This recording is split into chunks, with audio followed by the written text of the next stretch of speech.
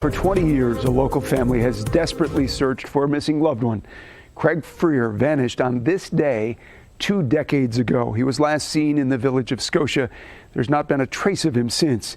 Now, state police are looking into new leads. And 20 years later, his family is talking to Sabrina Dami to remind you Craig Frear is still missing. We used to see these everywhere in the community, and we just don't anymore because so much time has gone by. This is what Craig Frear looked like when he was last seen 20 years ago. He was 17 years old. And this is what he may look like now. Craig would be 37 years old now. It's hard to, how often do you think, what would he be doing at 37, His family has been searching for him longer than the time they had with him. Older brother Matt remembers the last time he saw Craig, driving by his grandparents' house as Craig was helping them with housework. I remember driving down the road and waved to him, and that was it.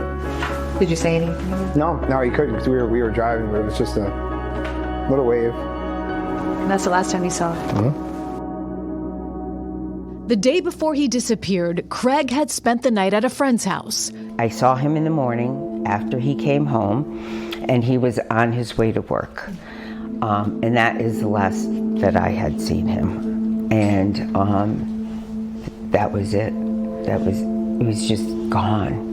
June 27th, 2004, around 2 in the afternoon, Craig was at a friend's place at Cambridge Manor Apartments in Scotia. He walked out the front door, down the path along some train tracks, and was never seen again. Craig had just finished his junior year at Scotia Glenville High School. He was co-captain of the varsity soccer team. He was working at Price Chopper. He had a lot of friends and a loving family. There was nothing that to give me any indication that he was off in any way. He did not have his wallet, no ID, no car. He disappeared with just the clothes he was wearing. After searching all day, Veronica Frear reported her son was missing around 2:30 that morning, but she says it took weeks for police to actively start searching for Craig. And they have a little bit of a dispute as to who's supposed to be taking the report. Was it where Craig was last seen, or was it where Craig lived? I'm sure it's just entered your mind, but had it been taken seriously right from the start, could that have made a difference? Absolutely. Absolutely. People were calling in leads, and they weren't following up on them.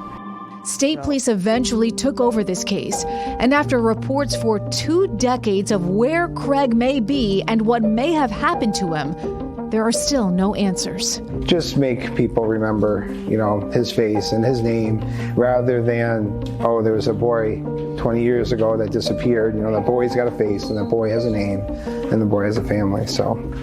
That misses him very much. We have this most recent age progression picture of Craig Frear on our website, WNYT.com. And if anyone has any information, please contact the state police. The phone numbers and the email address are on your screen right now. Coming up new at 5, what may have happened to Craig? How his family answers that question. And then new at 6 tonight, are there any new leads? Where does this investigation stand right now? I speak with the state police here at Troop G headquarters. Sabrina Dami, News Channel 13. 20 years ago, life changed for a family in Schenectady County when their loved one disappeared. Craig Frear was just 17 years old when he vanished in the village of Scotia. You heard from Craig's mother and brother in Sabrina Dami's story live at 4. They've been desperately searching for any sign of Craig for 2 decades.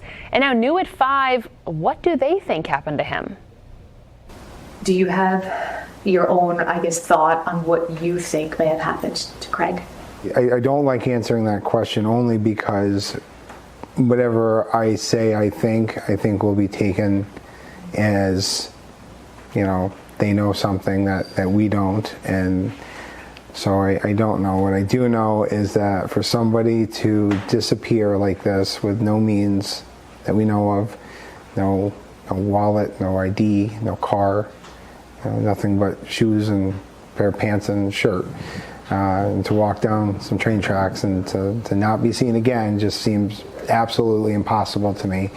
And there must be another party involved, and I don't know what that party is, but there must be another party involved for good or for bad. And until we find who that party is, I don't think we're going to find an answer. Can you share where the investigation stands right now, whatever you can say? They have a couple of leads. They are following up on them. They are actively still working the case. And I am still so thankful that I have them.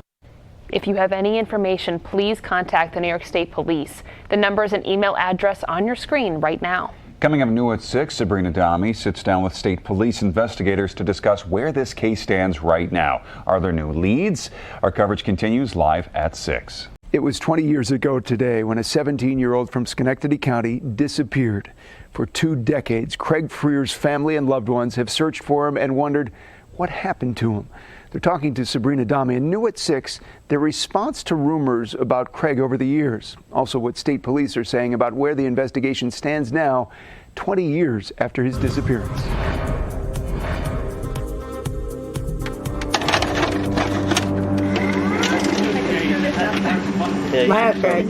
Junior Prom 2004. I told him I got too many things I gotta use. This is one of the last videos of Craig Frear before he disappeared. Can you still hear his voice? Oh, yeah. Oh, yeah. Craig was 17 years old, a soccer standout at Scotia Glenville High School. On the afternoon of June 27, 2004, Craig left a friend's place at Cambridge Manor Apartments in Scotia. He was seen walking along nearby train tracks and then vanished. For 20 years, as the Frear family has desperately searched for Craig, they've also had to hear different theories. Things like Craig wasn't truthful and that he was hiding something. I know the word secrets has been used, that Craig has had maybe different versions of himself. What do you say to all of that over the past 2 decades of these different, I guess, accounts of Craig? Those rumors or whatever they are, they take hold sometimes and they become, something that people talk about. That's become kind of normal for us. So like to hear things like that, like we've had to feel those balls for 2 decades. Hi. I'm Aaron Stefanik. Hi. Cold Case Unit. Nice to meet you. Sabrina Dami, nice to meet you too. The fact that he socialized among different social groups, if you will, of friends, that is something that has to be looked at even still 20 years later. I met with 3 state police investigators at Troop G headquarters in Latham. Are there leads being pursued right now, new leads? Yes, there's as new leads and information come in, we're constantly out trying to do new interviews, following up on old interviews. The investigators explain in cases like this, time may actually be helpful. Time can be on our side as far as maybe being willing or able to offer something that they were not able or willing to offer initially. With his age and the age of his friends and his circle of friends, they were very young, so they probably had apprehensions about getting in trouble or talking about maybe behaviors that they were engaging with that they didn't want to tell their parents or anyone else. How does someone just vanish, right? Is there any answer to that? It's a great question. No, I find it hard to believe as well, but it has happened in numerous occasions and the cases that we investigate. Imagine these cases weigh on you as well. You definitely take it home with you, to a certain extent, sure. Everybody doing this kind of work wants to give the families answers. The most recent search for Craig was in 2021 in a plot of land near the location where he was last seen. Does it just kind of put you through this vicious cycle? Every right? time. Yeah. You're hopeful that something is found, but then you realize, that what will be found is going to be difficult. So as much as you want those answers and a part of you needs the answers, at this point, I fear those answers just as much as wanting them at this point. Yeah, I'm afraid to know, but I have to know. If anyone has any information that could help the state police in their investigation into finding Craig Frear, please contact the state police. The phone numbers and the email address are on your screen right now. It doesn't matter if they've investigated what you want to share, they would still like to hear from you again. And Matt Frear is heavily involved in the Ride for Missing Children. This weekend, the orientation ride is in honor of Craig Frear. Sabrina Dami, News Channel 13.